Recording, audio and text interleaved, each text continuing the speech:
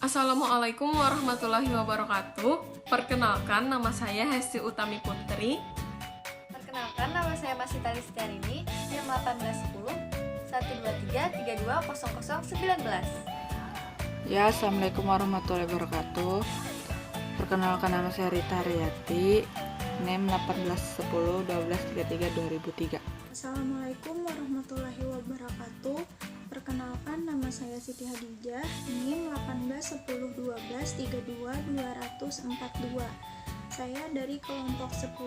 Assalamualaikum warahmatullahi wabarakatuh. Perkenalkan, nama saya Eka Wulandari dengan NIM 1810 12 32 20 027. Baik, di sini saya akan menjelaskan definisi anak berkebutuhan khusus.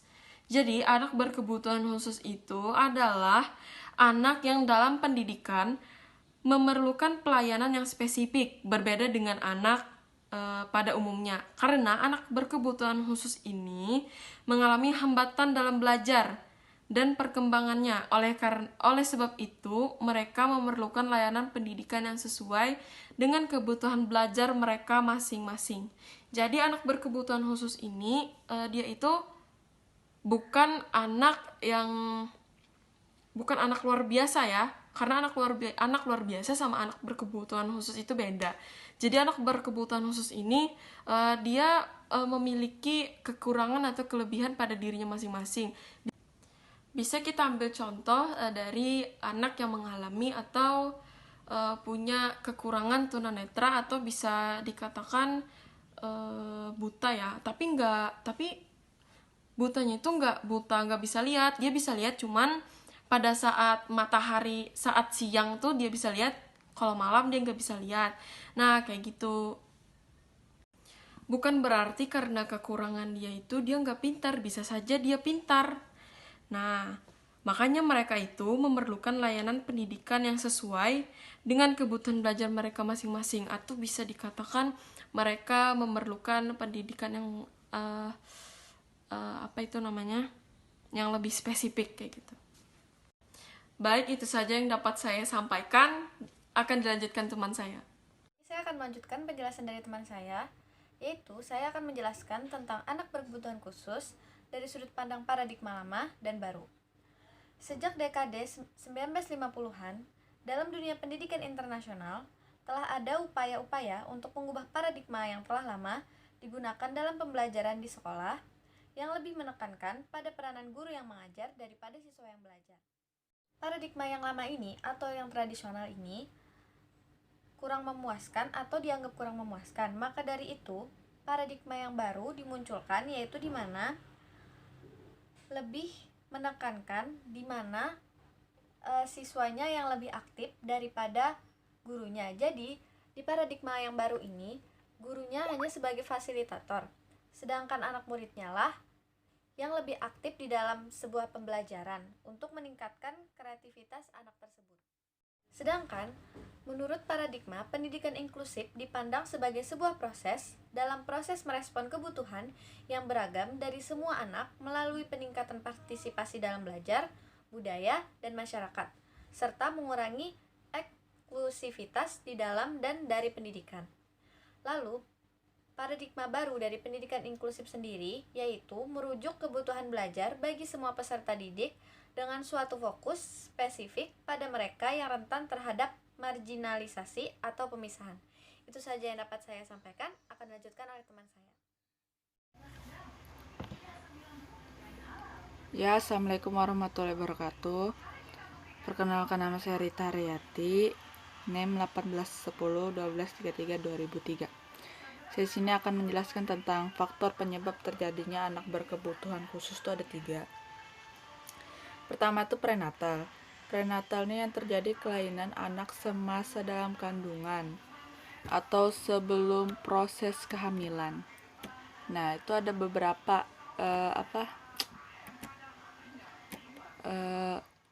ada hal-hal sebelum kelahiran bayi yang dapat menyebabkan kelainan. Itu infeksi kehamilan. Infeksi kehamilan ini terjadi karena akibat virus. Nah, habis itu yang kedua gangguan genetik.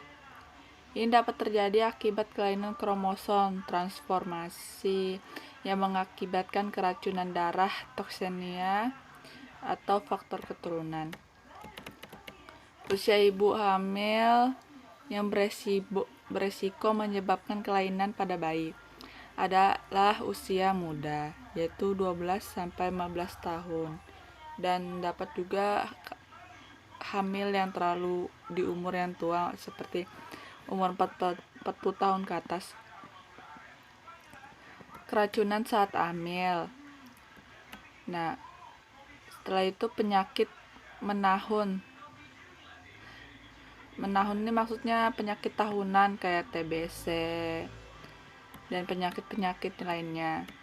Terus infeksi karena penyakit kotor.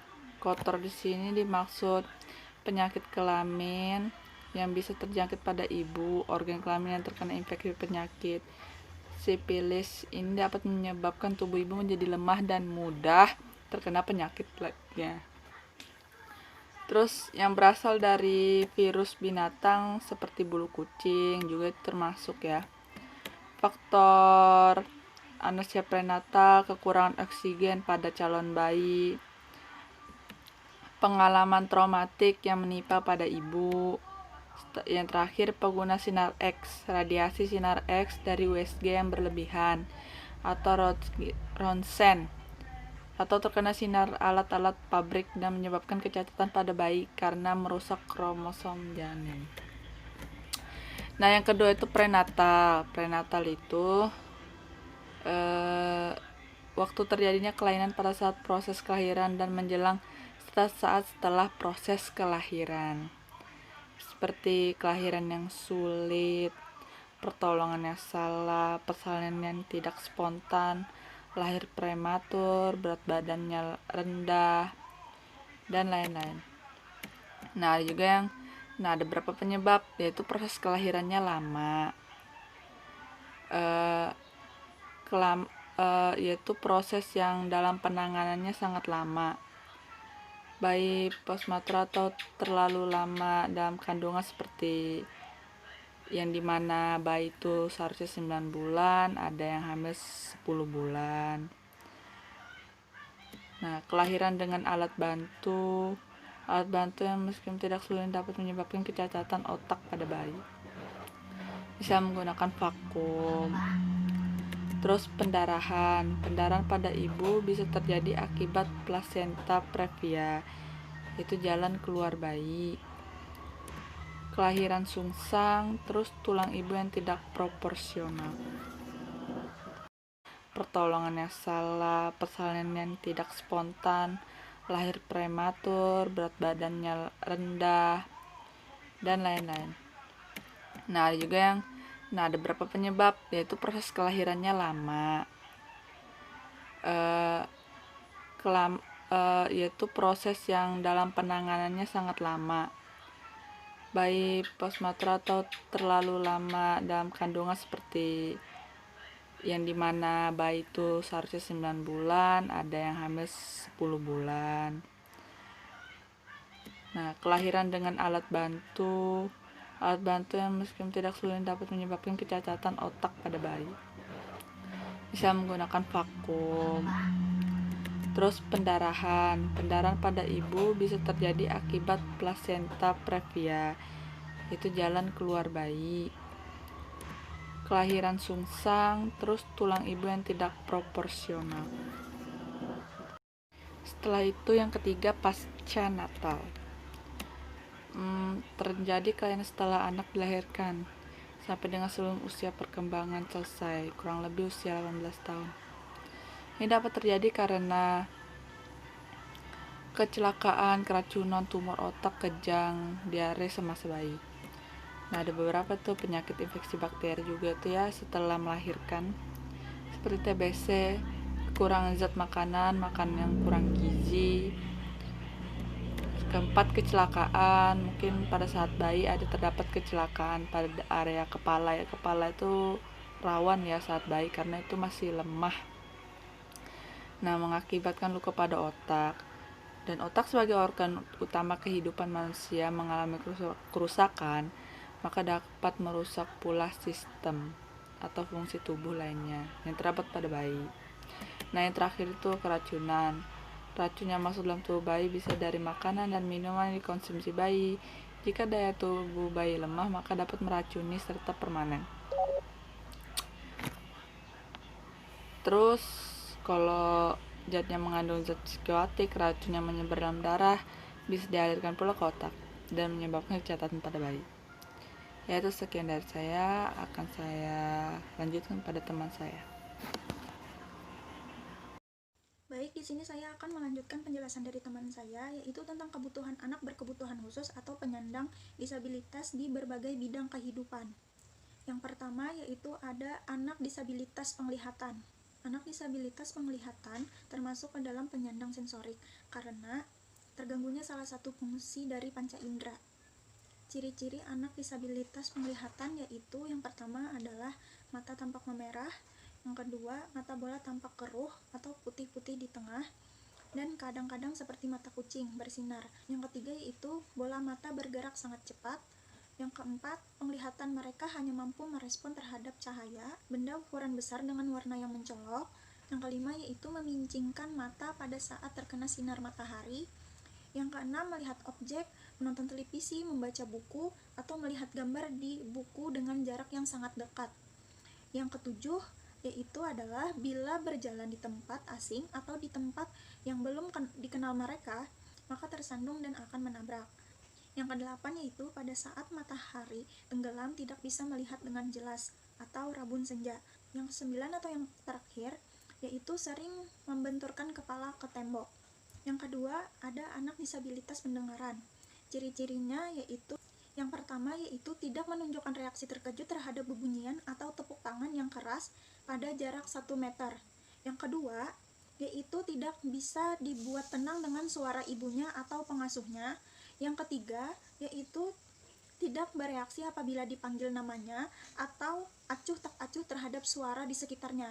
Yang keempat yaitu tidak mampu menangkap maksud orang saat bicara bila bertatap muka. Yang kelima yaitu tidak mampu mengetahui arah bunyi. Yang keenam, kemampuan berbicara tidak berkembang. Yang ketujuh yaitu sering mengalami infeksi di telinga. Yang kedelapan yaitu kalau bicara sukar dimengerti.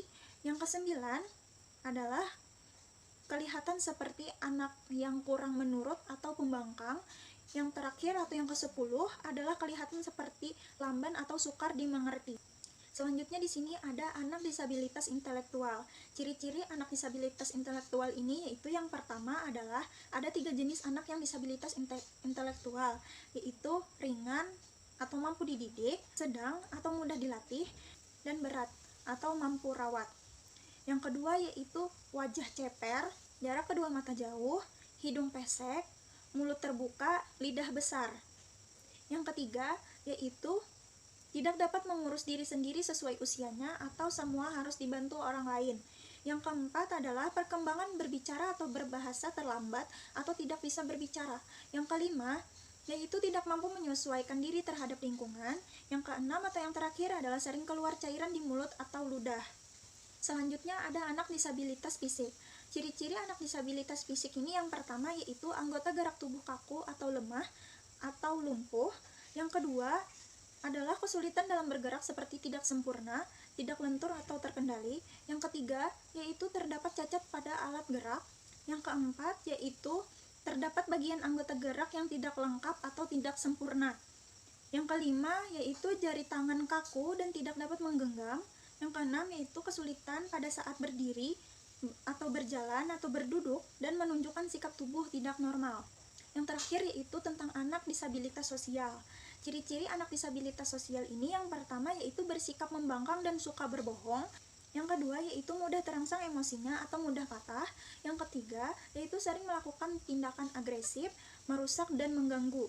Yang keempat yaitu sering bertindak melanggar norma atau sosial, norma susila atau norma hukum. Yang kelima yaitu tidak mampu menjalin hubungan dengan orang lain. Yang keenam atau yang terakhir yaitu mempunyai perasaan yang tertekan dan selalu merasa tidak bahagia. Itu saja yang dapat saya sampaikan. Apabila ada kesalahan kata yang saya ucapkan mohon dimaafkan.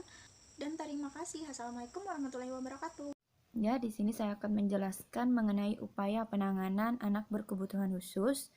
Terdapat beberapa strategi pembelajaran. Yang pertama yaitu strategi pembelajaran bagi anak tunanetra. Terbagi menjadi dua strategi, yaitu strategi pembelajaran yang deduktif dan induktif.